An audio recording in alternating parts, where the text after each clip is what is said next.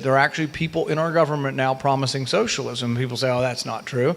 Well, we've now elected people from the Democrat Socialist Party, the Democrat Socialists of America, AOC and the squad.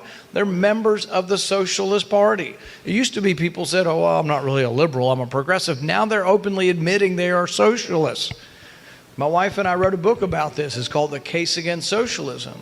And people say, well, why do you have to write a book about socialism? Wasn't it debunked 100 years ago? Didn't Milton Friedman and, all the others, didn't they actually debunk? So they did.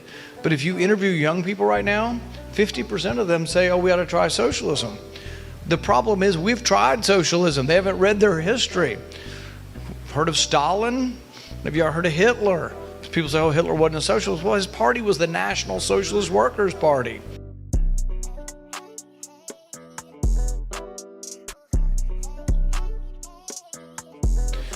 Mao, 45 million people died from a famine created by the government.